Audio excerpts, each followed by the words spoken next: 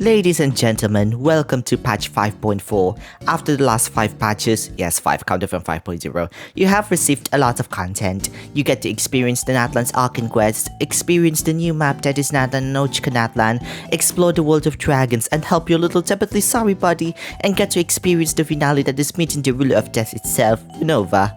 Since you get all that, it's time to relax and have a wonderful, wholesome but not really experience at Mikawa Flower Festival and experience the Isa Bathhouse with the Shogun and the Guji herself while reading an out of nowhere lore bomb material book that you brought for— Wait, what did you say? Lore bomb? The fuck? Again, they really need to stop adding more of these lore bombs in the most random way possible, but I suppose this has become a pattern and tradition for them to do something like this. One day, I was reading the comments in the Mizuki Story Quest recap. You should definitely check that out, by the way. One of you said there's a Perrin Harry-like book, and I was like, Where? So, I bought it in Masters of the Nightwind, brought it to Academia so I can read it with my husband, and read it from the start to finish. And let me tell you all, this book may have confirmed something that we learned in Fontaine, and that is another ancient civilization by the name of Natlantian. For context, in Fontaine, Rennes suspects that the world of Tevat is currently in a state of a time loop, or samsara cycle per se. As of now, we are in the 4th loop, and these 4 loops are Hyperborea, Natlantian, Remuria, and finally, khraun-arya, the current loop that the world of Tevat is in right now. After I read the whole book, it definitely makes me wonder, do humans really exist in Tevat, or is it just another entity? Now, before you watch this video, I suggest you to finish the Little Buddy World quests because most of the things being mentioned here will talk about them as well. Get your tinfoil hat ready because we are going to enter even more rabbit holes with this one. Sit back and relax, don't forget to get your snacks and drinks because this is going to be a trip. There might be a lot of turbulence with this one. As always, don't forget to give this video a like and comment so the channel can be noticed by the algorithm. My name is Nakogitsune and I make lore and commentary videos on this channel to keep you company. So, let me introduce you to the star of this video, a fantasy novel by the name of Men of Lithin, a novel that is popular in Natlan and written by a Fontainian writer, Kanyan. However, the odd thing about it is that no Natlanist has ever found the writer when they visited Court of Fontaine, and even weirder, no Fontainian locals ever heard of this name. We'll talk about this writer later. Now let me give you a brief summary of the contents in this book. This book uses the second-person point of view, meaning us as the reader directly involved in the story, and the writer uses you as the pronoun, and I'll be using this pronoun a lot while I recap this book. The time setting is the 3rd millennium after Waksaklahun Ubahkan stole the seat of Legistan, and life has been peaceful since then. You may know Waksaklahun Ubahkan as the Sage of the Stolen Flame, by the way, but I'll refer to him as his real name instead in this video. There is this new source of energy that helped humans along the way by the name of Lithin, an energy source that was found by an assembly called Technocracy Assembly in the ruins of Natlantia, a city deep underground. While this leads humanity into a new era, the demand of Lithin increases dramatically, causing disputes and war that envelops the land. In order to keep the peace, even if it's just temporary, the Technocracy Assembly holds a fair for the cities at the time to show off their inventions to others, to celebrate the moment of peace and progress. However, you are not interested in it and feel uneasy. Few weeks before this fair, a group of insurrectionists destroy a Lithin transfer hub in one of the cities at that time called South, and they kept on repeating words of Technocracy Assembly is destroying the world. Lithin is a demonic gift. While there are many insurrectionists, these people call themselves the Heralds of the Unenlightened. In order to clear this issue and avoid war, the city of South asks the assembly to intervene, and you, as a detective, decide to investigate along with your friend Akra, an agent sent by Technocracy Assembly to help you in your investigation. In your investigation, you found a group of the insurrectionists by the name of the Unenlightened hiding at a decrepit church under a hulking bridge. They're merely just Luddites that were left behind in the wake of progress and not some terroristic tools for political war. You wait for some time until they leave and you decide to enter the church to seize the chance while Akra leaves behind to watch from the outside.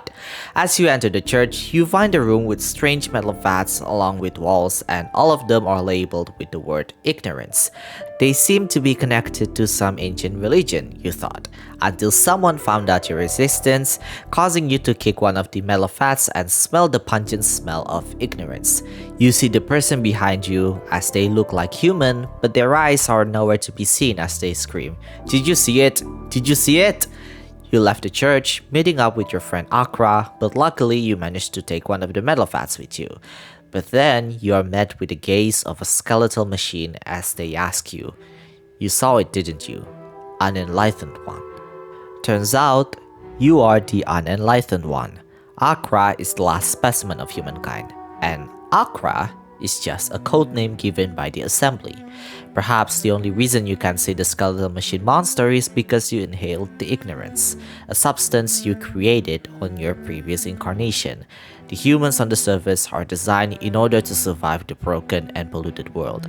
Lithin, a miraculous substance from Atlantia. Years ago, a huge scale of war covered the planet in hazardous substances. The surviving humans transfer their remaining life force into Lithin as their body is stored in a biovault deep underground, and they designed a new body for them to survive on the surface.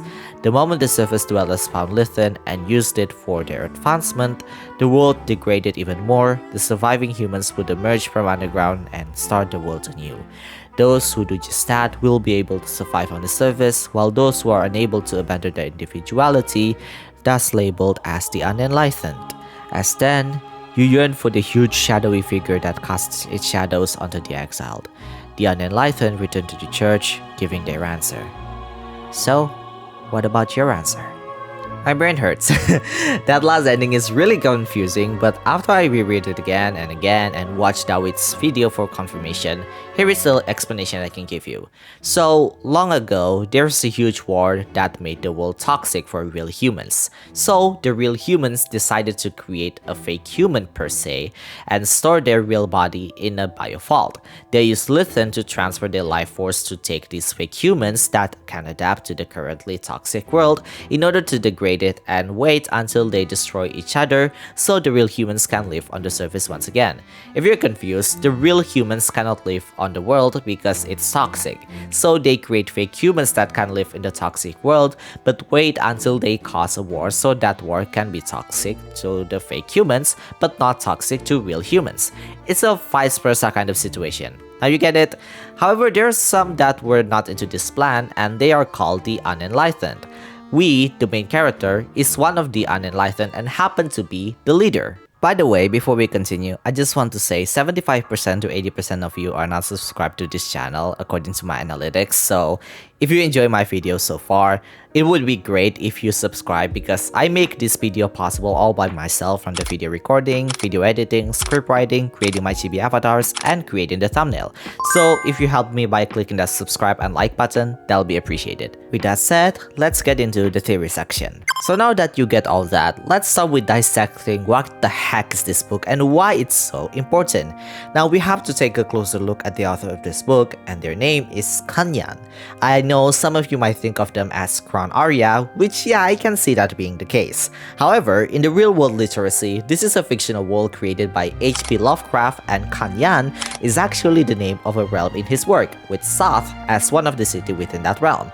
This could imply that Kanyan is probably not Fontanian to begin with, but maybe used to live in Fontaine, and added some Fontanian touch with the technology sprinkled all over the book.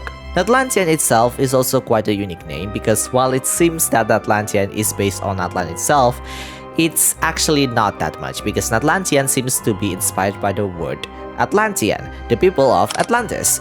From what manner of Lithin portrayed Atlantean to be, it seems that its main inspiration came from Atlantis because both are technologically advanced, and Atlantis sunk into the sea while Atlanteans sank underground after the Great War. The people of Atlantis call themselves Atlantean, hence why the name of Genshin's version is Atlantean. Despite that, however, I do believe Atlantean is under Natlan itself or maybe near Natlan, but we'll talk about this in a bit. One thing that you might think is that this book is only a fictional novel in Genshin Impact. After all, it's already said in the book's description itself. With that said, that might be the case, but remember, ever since Sumeru's interlude Archon quest, we learned that the Ermin soul can be tempered, and the only way for humans of Teyvat to preserve its history, they have to preserve them in a form of fairy tale, which is why Nahida and the Traveler was able to find Scaramouche in the form of Wanderer, and could be the reason why Hex and Circle members, specifically Alice, still remember Scaramouche in his miscellany because they have understood to write them in the previous memories. This is just a minor theory by the way, but the way Hex and Circles have members with different talents, this is the best and most possible guess I can think for now. But back to Man of Lithin, this could be the reason why Kanyan wrote this story to begin with, to preserve the past events that already happened just in case the Immersive was tampered. Now, before I talk deeply about the book itself, we also have to look at one of the infamous theories and lore bombs in Genshin, and that is the Samsara cycle that is happening in Teyvat.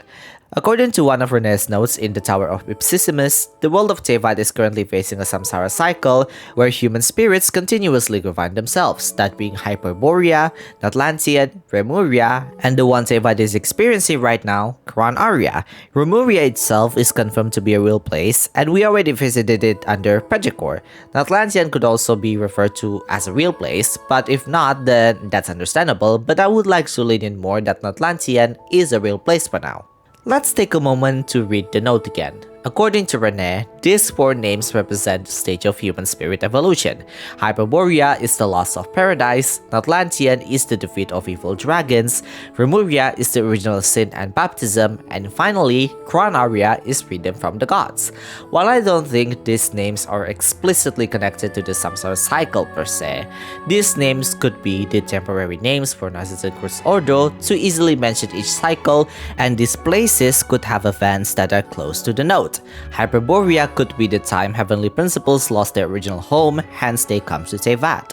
Natlantian is the time where heavenly principles and dragons of Teyvat came in war. Remuria could be related to the war with the second who came, since they came with the power from the abyss presumably, and khraun-arya is when Khraun-arya about to rebel and win against heavenly principles, but that is yet to be fulfilled. One thing that I want to think about is that Istaroth could probably play a huge part in the samsara cycle. You see, the moment Istaroth planned the sacred sakura is also the time where she changed the time itself, because originally Inazuma should have been destroyed by the abyss, but because Abe planned the sacred sakura and bring it back to the past by Istaroth, I would like to believe that she herself also played a part in triggering this samsara cycle. That's just a small theory for now, but back to the book. The last time they released a random lore-breaking book was during 4.5, when Theory was released. But back then, we can take Parent Harry into the face value because Arlecchino literally confirmed almost everything in that book is true from her character story. As for Man of Lithin, I fear it's hard to take that way since the way this book is written doesn't really match the setting in Teyvat. Like, it looks way too science fiction, like something that came out of Matrix. So, we might have to do some dissecting here. The time setting is said to be 3 millennia after the seat of Phlogiston was stolen from Xiuquadal, which should be 3000 years from then. It is also said the living condition was a lot more peaceful, so this could mean this takes place after Xiuquadal's defeat. As for the war they're mentioning, this one is odd because this war could be the war Natlan is currently facing, or it could be the other war, who knows. After all, according to the book, Natlantians were having an ongoing war at that time to the point the world was affected with toxic substances that the real humans could not survive in. If you're a fossil player, you might remember the 2.5 event, specifically the 3 realms of Gateway offering an event map of Enkanomia. We learned that Teyvat has 3 realms, the Void Realm, the Human Realm, and the Light Realm. Long story short, Void Realm is the Abyss, Light Realm or Fishop Realm is the realm of dragons and the Fishops, of course, while the Human Realm is self-explanatory. The Void Realm is not compatible with both Human Realm and the Light Realm, so both realms work together in order to fend themselves off from the Abyss. This event, I swear to God, should never have become an event to begin with because the amount of lore bombs in this event are just nuclear bomb level. Anyway, Yohual Techutin did mention that Phlogiston, a raw elemental energy from the Age of Dragons, were modified by the Heavenly Principles to combat the Abyss better. If we take this idea into account, this could mean at that time, the Abyss was encroaching and people of Natlantian were forced to hide underground. Since this is quite similar with Enkanomia, this could mean that Natlantian is also one of the unified nations as well. Or is it? So I rewatched the whole story of Three Realms of Gateway Offering again, considering that event seems to be a good reference on my theory with this book, and then Enjo said something interesting. You see, fiships are one of the easiest creatures that can adapt with its surroundings, and we also learned that fiships, dragons, and serpents are in one family. This is supported by a Pep who also adapted to its surroundings when Sumeru was turned into a desert, and even lived with a huge amount of forbidden knowledge inside of her. My theory is that these people could have been not humans to begin with, but could be dragons. My theory is that the Saurians that we see right now could be the people of Netlantians. After all, even at the end of Men of Lithin, the ending is still unclear, and even ask the reader, what will be your answer? Got your brain juices going? Yeah? There's few entities that I find very interesting here, such as the Church, the Technocracy Assembly, the Skeletal Machine Monster, the main character, Akra, and the Unenlightened. When I tried to connect the pieces together, I came to a conclusion that the Skeletal Machine could be the Pyro Sovereign, the Assembly is Waksaklahunubahkan, Akra is Ochkan, the Unenlightened one are the Saurians with the Flame Lord's Blessing, and the main character is our little buddy. You see where I'm going with this? What if Netlantian is an ancient civilization of dragons? Okay, so hear me out on this. The Skeletal Machine Monster is said to have cables all around it, and my thought on this could be the Pyro Sovereign. I think this one is self-explanatory because he is the one that gives out the Flame Lord's Blessing to Saurians in the current day of Natlan. Some Saurians were born with this, and allegedly, the only way for us to get rid of this is to go on a pilgrimage to the Great Volcano of Tolan. And the volcano has to be the church because in the novel, where do we meet the Skeletal Monster again? In the church. And where at this moment of time do we know the Sovereign's body right now? In the volcano. With the way the novel describes it, the skeletal monster has a shape of reptilian and looks hideous. Who we know is dead and a reptilian? The Pyro Sovereign, Xiuquadal. Moving on to the Technocracy Assembly, I believe the Assembly is Waksaklahunubahkan. You see, until our last little buddy world quest, we learned that Waksaklahunubahkan has been with us from the very beginning, even during the very first time we started the quest. Wait, what do you mean by that? Well, from the very beginning. Yes, Manku is not Manku. He is already dead years ago and he is confirmed to be the masterful craftsman in the Unfinished Reverie set. We learned this in one of the notes we can read in Ochkanatlan, and it turns out that Waksaklahunubahkan does not take shape only in Manku but several other NPCs as well, and we even meet them during our several world quests. This includes Lekba, Titu, and while it's not confirmed, Tikya could also be one of them. Assembly in its own means a group of people according to Google, and since Waksaklahunubahkan has taken shapes of different people from some time, one thing that is common with these NPCs is that they're trying to make us, the player, learn about our purpose with the little buddy. Let's rewind for a sec here. What does the Technocracy Assembly do? Send the main character on a mission to find out about the insurrectionists. The Assembly even found Lithin, which is the same with Waksaklahunubahkan, who stole the seed of Phlogiston and taught them to humans. The reason he even taught them this is so dragons could live in the new era once again. Akra could be Ochkan because we learned that Ochkan loved humanity, but he has a rather tyrannical method per se. He himself hates dragons and wants them to disappear, yet he himself is a dragon. In the novel, he doesn't even want to enter the church, and we eventually find out Akra is a nickname given by the Assembly. See the connections here? According to the lore, Ochkan is Waksaklahunubahkan's son, and the Assembly gave Akra this name. What's more interesting is that both Akra and the main character are chosen by the Assembly, and who we know are chosen by Waksaklahunubahkan for a great purpose? I'm gonna let you on edge for a second, so stay with me. This is gonna be wild turbulence. Next is the Unenlightened, which I am inclined to believe are the Saurians with the Flame Lord's Blessing. You see, these Saurians were born this way, but they ended up becoming rogue as they got older. Heck, they didn't even get accepted by the Night Kingdom. That's how bad their blessing is. We even see them in the novel destroy the city's Lithin transport system. Now, I'm going to give you some crack here, but what if the Saurians with the Flame Lord's Blessing are actually older dragons that follow Xiuquadal? In the novel, we see them ended up becoming rogue as well, just like how the Saurians with the blessing.